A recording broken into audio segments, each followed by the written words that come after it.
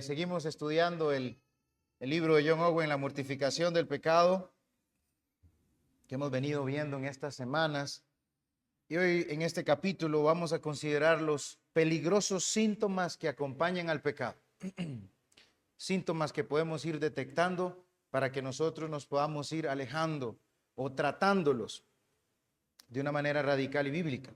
Y esto que vamos a ver hoy con este capítulo de los peligrosos síntomas que acompañan al pecado, sino un poquito con lo que nosotros hemos venido estudiando, ¿verdad? De que tenemos que ser diligentes, que tenemos que ser radicales, que tenemos que estar vestidos con toda esa armadura de Dios para poder resistir esos ataques del enemigo.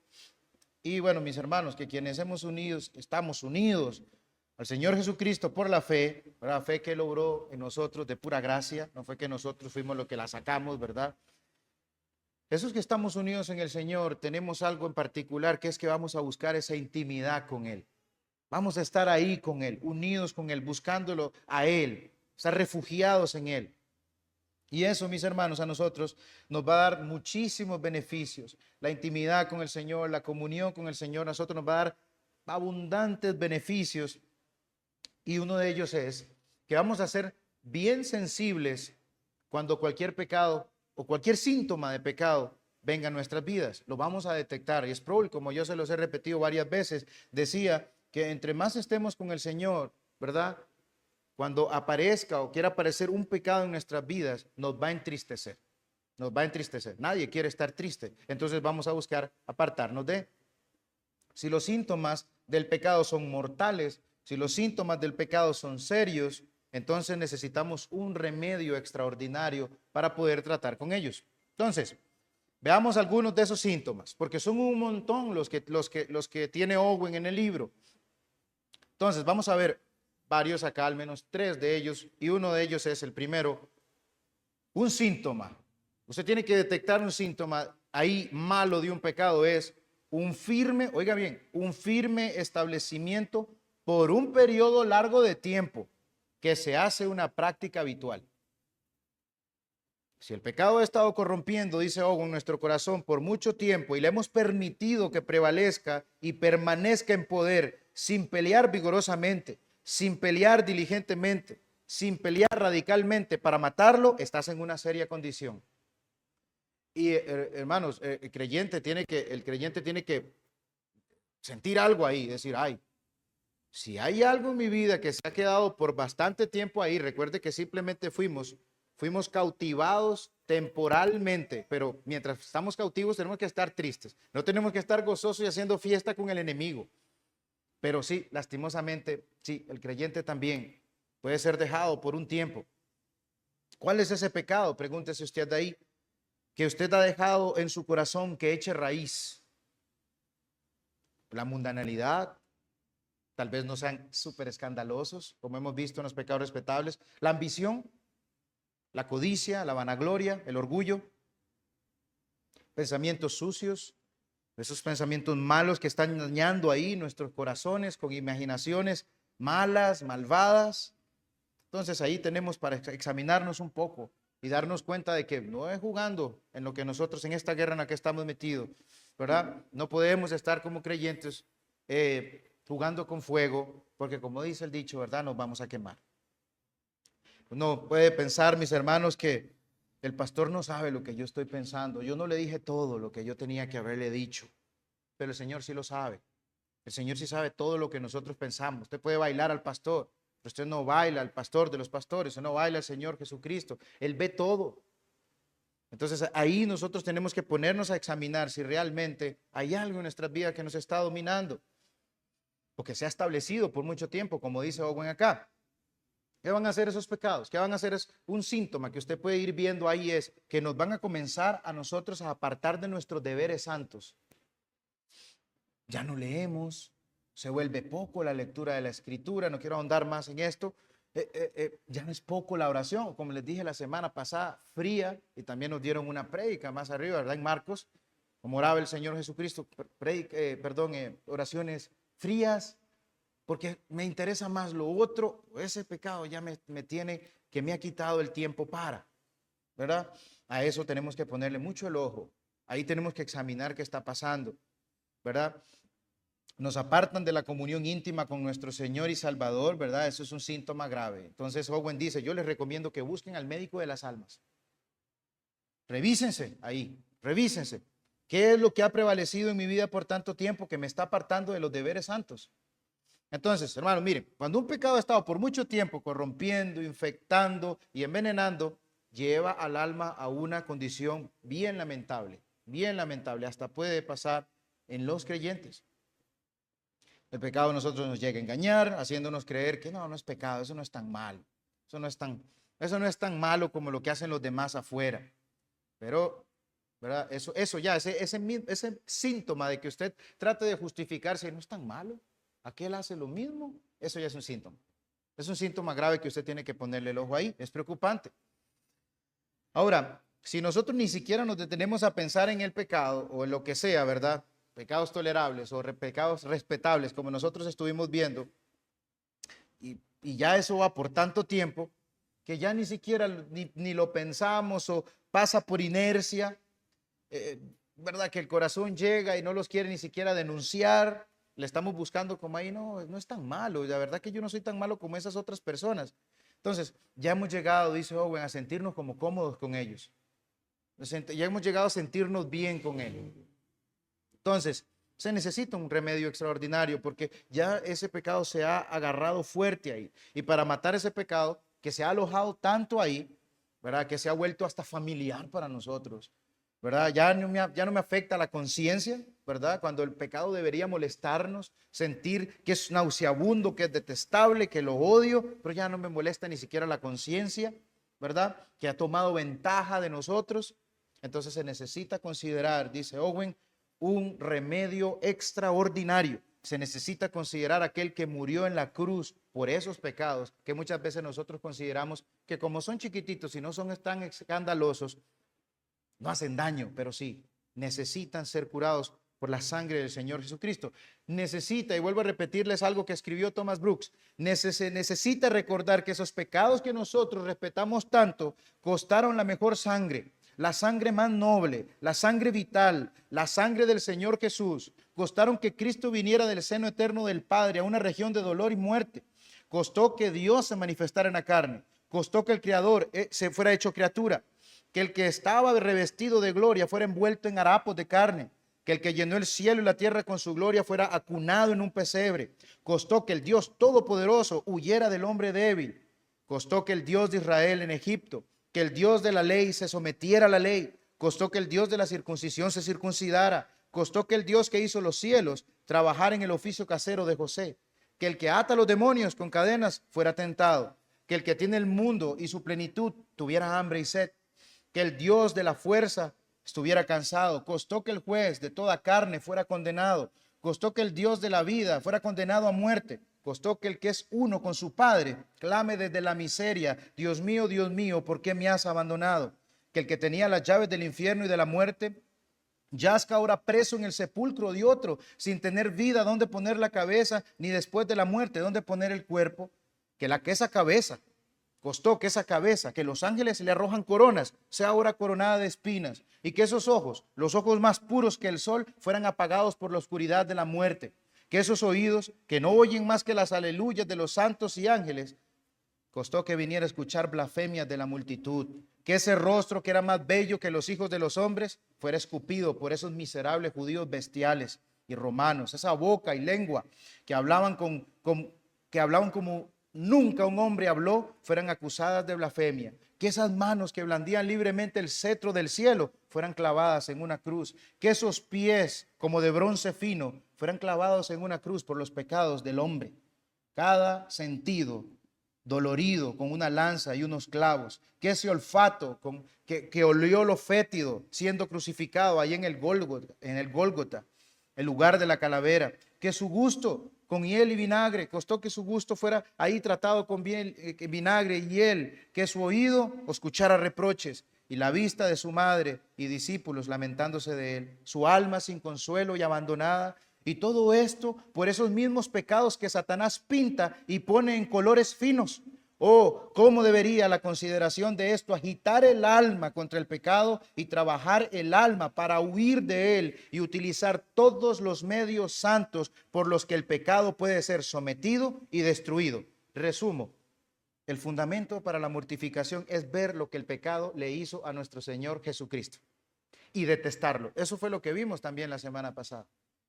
Piense, esto le hicieron a mi Cristo. Si es su Cristo, usted lo va a sentir.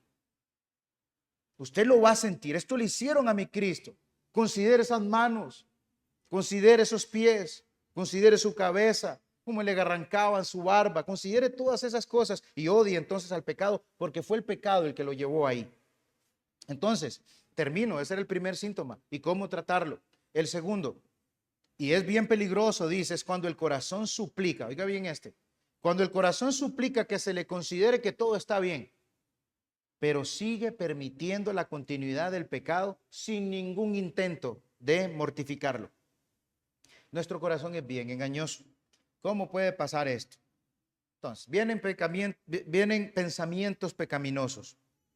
Y el hombre, dice Owen, en lugar de pararse firme y contrarrestarlo y destruir ese pecado, porque ofende a Dios, busca en su corazón cómo sacarle algún provechito a ese pecado. Comienza tal vez a justificarlo. Ya voy a hablar un poquito más de eso. Cuando leía esto, yo me recordaba a Israel. Yo no sé si ustedes pueden recordar la parte donde el Señor a Israel le pide que eche a todas esas naciones paganas, que las eche, ¿verdad? ¿Y sabe qué hizo Israel con las naciones paganas? Le sacó provecho, los hizo tributarios. Entonces, cuando usted lee que los hizo tributarios ahí, están en desobediencia. El Señor les dijo, échelos. Y habían quedado como espinas. ¿Para qué? Para que las sintieran ahí en los costados. Esto van a sentirlo por la desobediencia que ustedes hicieron. Entonces los hicieron tributarios. Vamos a sacarle provecho a esta gente. Nosotros, mis hermanos, habíamos visto que hasta el pecado se le pueden estar cambiando nombres, ¿verdad? Para que no suenen tan groseros, tan toscos. Dice Benjamin Needler, un puritano, dice, un puritano no conformista, dice, la inmundicia y la intemperancia, que intemperancia es desenfreno, le llaman cosas de jóvenes. Este hombre está escribiendo en 1650 y algo. Y oiga lo que dice, a la inmundicia y a la intemperancia le dicen cositas de jóvenes, son cosas de jóvenes. Déjenlos que andan ahí, son cosas de jóvenes, desde aquel tiempo hasta el día de hoy. A la codicia le dicen buena mayordomía. Al orgullo le dicen que es nobleza y grandeza de espíritu. Algunos fingen humildad en público, pero en realidad es pura soberbia. Tenga cuidado, dice Needler, de decir algo para justificar cualquier forma de maldad. Porque nosotros vamos a buscar, no, eso no es tan serio, yo no le hablé así, yo no dije esto, y un montón de cosas podemos imaginarnos ahí. ¿Qué quiere decir el autor con esto? Entonces, que el corazón va a buscar satisfacer la conciencia, ¿verdad? Que eso no es nada malo, que eso no es tan serio. Cuando, caramba, mis hermanos, por ejemplo, alguien puede estar diciendo, mire, es una mentira piadosa. Eso no es mentira piadosa. Ya nosotros entendemos que eso no existe. Eso es pecado directo contra el Señor, lo ofende. Yo agarré eso porque de por sí nadie lo usa. Está ahí, yo lo agarré. Yo lo ocupaba, pienso que la otra persona no. Eso es robar. Pero ahí estamos queriendo justificarlo, ahí estamos queriendo ponerle otro nombre. Y ahí el corazón está punzando y diciendo, no, eso es robar. Hay una conciencia que el Señor nos ha dejado ahí, como un guardián de nuestra mente, de nuestro ser. Dice, lo estoy haciendo para la gloria de Dios, por ejemplo, cuando, caramba, lo que estamos buscando es para la gloria, es nuestra propia gloria. Entonces ahí va a haber algo que el corazón va a sentir, o sea, tiene que haber algo que nos esté diciendo, mira, eso está mal, eso está ofendiendo al Señor, pero ahí estamos nosotros, no, pero no es tan malo, pero no es tan malo, pero no es tan malo. Por otro lado, como les dije, no podemos nosotros estar justificando el pecado ni a nosotros mismos, ¿verdad? Yo no soy tan malo como el otro. Eso más bien va a ser, mis hermanos, cuando nosotros no estamos justificando el pecado, eso más bien va a ir haciendo como que esa pequeñita convicción que está ahí, por lo menos, llamando la atención, se vaya apagando, porque nosotros es el que estamos diciendo, sí, ahí está, pero la vamos callando poco a poco. Entonces, ¿qué es lo que hay que hacer? Dice Owen ahí. Nosotros tenemos que ir en humillación a Dios. Tenemos que ir humillados a Él buscando ese perdón que el Señor obró en aquella cruz donde derramó su preciosa sangre para poder perdonarnos de nuestros pecados. Y cita de nuevo y dice, cuando un hombre alivia su conciencia por otros medios que no sean la mortificación y el perdón en la sangre de Cristo, sus heridas supuran y apestan. Y sin una pronta liberación, pronto estará a las puertas de la muerte. Entonces les vuelvo a repetir, el corazón es engañoso. Tengamos mucho cuidado. Es un enemigo que nosotros llevamos dentro. Aquí bien cerquita lo tenemos. Tenemos que estarlo estudiando. Y como decía Owen, ajá, ya sé lo que tramas. Pero muchas veces no le decimos, ajá, ya sé lo que tramas. Es como me invitas a participar en esos deseos. Traigamos a la mente nuestras experiencias con Dios, decía también el escritor del libro, recordémoslos, esas misericordias del Señor, recopilemos sus maravillas en nuestras vidas y las maravillas del Señor en la Biblia. Cuando vengan ese tipo de cosas, hagamos preguntas como las que hacía David. Vamos rápido, por favor, a Salmos 77. Salmos 77, y voy a leer del 6 al 9. Leo. Me acordaba de mis cánticos de noche, meditaba en mi corazón y mi espíritu inquiría, ¿desechará el Señor para siempre y no volverá más a hacernos propicio? ¿Ha cesado para siempre su misericordia? ¿Se ha acabado perpetuamente su promesa? ¿Ha olvidado Dios el tener misericordia? ¿Ha encerrado con ira sus piedades? Ahí hace unas preguntas que nosotros también podemos hacer preguntas en nuestra vida cuando venga el pecado. Cuando venga una tentación que nos quiera a nosotros hacer daño, cuando el corazón quiere aplacar la conciencia y callarla un poquito. Enfermedad mía es esta, dice David. No es pecado. Permaneceré en pecado, abundaré yo en pecado, estaré yo en pecado para que abunde la gracia, decía Romanos 6, no. Y tenemos que hacernos esas preguntas, parar ahí y decir, suave, no. Esto le agrada al Señor. Esto ofende a mi Señor. Hacer inquirir, preguntarnos, examinarnos. Y de hecho, el apóstol Pablo dice en 2 Corintios 13:5, examinaos a vosotros mismos si estáis en la fe, probaos a vosotros mismos, o no os conocéis a vosotros mismos que Jesucristo está en vosotros, a menos que estéis reprobados. Esto es cuando Pablo le dice a ellos, ¿verdad? Que están diciendo, esto no es el apóstol, fui yo el que vine a predicarles a ustedes. También tengan cuidado de estar diciendo que nosotros no somos apóstoles. Examinémonos, mis hermanos, diariamente, y eso es lo que va a permitir que cuando sintamos ahí un pecadillo, ¿verdad? Cuando sintamos un pecadillo ahí, o que el corazón quiera callar la conciencia, entonces no nos alejemos, sino que más bien busquemos cómo mortificar, dañar o apartarnos de ese pecado. Dice un escritor que hay unas perdices, unos pajaritos, dice que cuando los entrenaban para que cuando vieran los halcones, se retiraran rápidamente, apenas detectaban un halcón, se retiraban. Y dice, están tan entrenados que cuando veían una pluma de un halcón, se retiraban. Hermanos, lo mismo, hagamos el ejemplo de esas perdices, lo más mínimo, lo más chiquitito, retirémonos de ahí. Seamos sabios y apartémonos del mal. Dice ahora, ¿qué le dice su conciencia? Pregúntese, ¿qué dice mi conciencia cuando hay esos embates del enemigo ahí? Entonces, si hay un pecado, hay una tentación que quiera hacernos daño, nosotros tenemos que agarrar esa espada y cortarlo radicalmente, ¿verdad? Entonces, un ejemplo tan sencillo que todos conocen aquí. Si el cáncer se detecta a tiempo, ¿qué es lo que se hace? Se deja que siga corriendo. Se deja que siga corriendo, se le detectamos cáncer, que corra, que mate a la persona. No, se busca hacer algo. Se busca tratar el cáncer. Y si el cáncer ya está corriendo, se busca cercenar para que pare de hacerlo, ¿cierto? Eso es lo que nosotros tenemos que hacer. Tenemos que estarle poniendo freno bíblicamente a ese pecado que todavía habita en nuestro corazón. Hay un viejo hombre todavía en nosotros. Tercer síntoma y último, dice que es un síntoma muy peligroso, es cuando el pecado prevalece frecuentemente, obteniendo el consentimiento de nuestra voluntad. Es cuando yo le digo, sí, adelante, pase adelante. Cuando la voluntad del hombre encuentra cierto deleite en el pecado, aunque no llega a accionarlo de manera externa, dice, la tentación es exitosa. Quizá nosotros digamos esto, oh, el adulterio es malísimo, yo con eso no voy, ¿verdad? Pero abrazamos el deseo cuando miramos con lujuria. No se vio externamente, pero ahí nos deleitamos. Me encantó. No lo accionamos de manera externa, pero la tentación tuvo éxito. Mire, yo con eso de los robos, yo con los ladrones, yo no voy.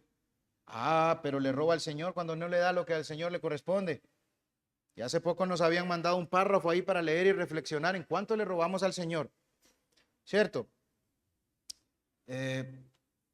Mire, Dios conoce, voy a guardarme este poquito, esta vez no voy a darle al Señor, Dios conoce que estoy ahí, mejor guardo aquí. ¿Verdad? ¿Se acuerdan el ejemplo que les había puesto el hermano Jerry Bridges? 75% de su salario había bajado y el Señor así le demostró, no, yo lo voy a sostener a usted, deme lo que a mí me corresponde, sea obediente. Y tal vez llegamos y decimos, no, yo guardé eso, Dios comprende y entiende que no le puedo dar, seamos obedientes, que Dios va a recompensar esa obediencia. ¿Sabe por qué? Porque el problema es que lo que puede pasar es que eso puede seguir creciendo y ser frecuente, ¿verdad? Ya yo no voy a dar más, frecuentemente ya no, es que estoy más apretado y de repente, peligroso, ya usted no se encuentra dándole al Señor lo que le corresponde. Y así con otros pecados, no, mira, esto no es lujuria, yo nada más estoy viendo las bellezas del Señor. Se va a comenzar usted a meter un montón de cosas ahí. Yo no voy con el ladrón y después toma lo que toma ahí, lo que yo lo vi mal puesto y yo lo agarré, nadie lo ocupa. Cito a Baxter y dice, cuídate de criticar el pecado sin vencerlo y de intentar eliminarlo en los demás mientras tú mismo eres un esclavo. Porque muchas veces hacemos eso. ¿Se acuerda cuando nosotros decíamos, nosotros declaramos fuertemente contra los pecados de afuera, pero no nos miramos a nosotros mismos? Eso es constante, eso es constante. Y eso, mis hermanos, puede estar creciendo y hacernos mucho, mucho, mucho daño. Entonces, yo sé que a veces se vuelve un poquito como que duro estar escuchando estas cosas, que el pecado, que la maldad. Mis hermanos, miren, el pecado, no lo queramos escuchar, no lo queramos leer, en la Biblia juega un papel muy, pero muy importante. Muy importante. En cada página de la Escritura, cada tema ahí que usted vaya viendo, ahí va manchado por el pecado. Juega un papel súper importante en ese marco histórico de Redentor. Y Agustín de Hipona, ¿sabe cómo le llamó al pecado? Le llamó feliz culpa. Así le dijo Agustín de Hipona al pecado. Y alguien puede decir feliz culpa. Consideraba, mis hermanos, que el pecado original que se infiltró en el jardín del Edén haciendo caer a nuestros padres, era el que traía a nuestro Redentor Jesucristo. Entonces, esa entrada del pecado en el jardín del Edén, haciendo todo eso trágico, eso triste, apuntaba a que venía un Redentor. Entonces, él al ver eso decía, qué feliz culpa, porque por él viene Cristo.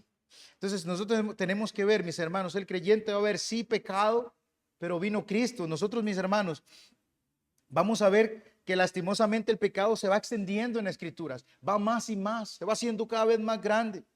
Un Caín asesino, un Lamec polígamo, un Noé borracho, una Babel que orgullosa, que quería enaltecerse, y los pensamientos de todos los hombres, dice, eran constantes y solamente el mal, y sigue ahí un montón de cosas que usted puede recordar de pecados que pueden venirle a su mente. Y parecía que nadie podía parar el pecado. Y ahí usted lo ve, y usted lo ve en cada parte de la Biblia que usted lee, hay alguien rebelde. De hecho, en la infracción de la ley, pecado. Que cada quien haga lo que bien le parezca, pecado. Y nosotros lo leemos también en Jueces, ¿verdad? Renegar de Dios, pecado. Si no me humillo ante Dios, pecado. Si le desobedezco, pecado. Y está ahí plagado todo eso en la Escritura. Cada pecado es una afrenta contra la santidad de Dios. Pueden leer eso en el Salmo 51:4. Y uno llega como a desanimarse de ver tanto pecado ahí. Pero cuando usted entiende la promesa que se dio en Génesis 3:15, vea que gracias al Señor, usted ve a lo largo de la Escritura, pecado, pecado, pecado, pecado, hasta el comienzo en la Escritura. Desde el comienzo Dios nos está dando como un alivio. Ese león rugiente, ya se le está llegando la hora. Está sujeto a Dios. Lutero lo llamó el Satanás, es el Satanás de Dios. Desde el principio, mis hermanos, el fin de Satanás El fin que tiene Satanás y el propósito de Dios en él es que muerda el polvo. Dice Génesis 3:14, maldita serás entre todas las bestias y entre todos los animales del campo. Sobre tu pecho andarás y polvo comerás todos los días de tu vida. Satanás tiene desde un principio, Satanás tiene el fin de ser un gran perdedor. Un gran perdedor. Ese es su fin. La muerte de Satanás, el fin se aproxima, la muerte del pecado, todo eso se aproxima, mis hermanos. Es al velorio que vamos a asistir contentos nosotros. Ahí estás derrotado. ¿Dónde está, muerte, tu aguijón? ¿Dónde? Cristo venció. ¿Por qué les digo esto? Porque probablemente aburre, porque probablemente molesta, porque probablemente ya ustedes dicen, cada día nos tienen que estar hablando del pecado. Qué triste. Bueno, el pecado a usted le tiene que llevar a Cristo. El pecado en la Escritura usted tiene que recordarle, pero yo tengo un Redentor. Yo tengo uno que va a revertir todas las maldades que el pecado ha hecho en este mundo y en mí. Entonces, eso es lo que yo quiero que vean, que esos síntomas, mis hermanos, tenemos que estar alerta contra ellos, pero esos síntomas son para que nosotros recordemos al Redentor. No es un síntoma para que nosotros digamos, soy débil, ayúdenme. Es un síntoma para que usted vaya así y diga al Señor, aquí estoy débil y necesitado, pero yo creo que usted venció en la cruz del Calvario. Yo creo que usted es el vencedor del Gólgota. Usted es el que me reconciliaba cuando yo estaba en enemistad contra Dios. Usted es el que revierte la maldición. Aquí entrego entonces mi vida a usted, Señor. ¿Para qué? Para vivir para usted, para apartarme del pecado, para apartarme de la... ¿Qué hacemos cuando algo huele mal? No nos gusta, ¿verdad? No nos quedamos ahí, qué rico que aquí huele, nos apartamos. Tenemos nosotros, mis hermanos, que estarnos apartando del Señor. ¿Cómo? Con las fuerzas puestas en Él. Y voy con el verso lema. Vámonos para Hebreos 12, del 1 al 4.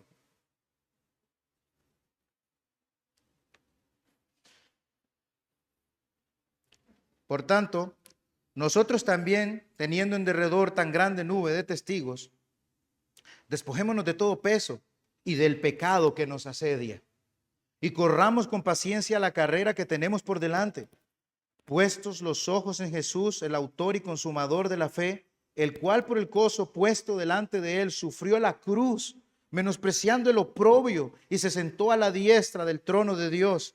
Considerad a aquel que sufrió tal contradicción de pecadores contra sí mismo, para que vuestro ánimo no se canse hasta desmayar, porque aún no habéis resistido hasta la sangre, combatiendo contra el pecado. Si usted se sintió que es momento de desmayar, usted no ha comenzado.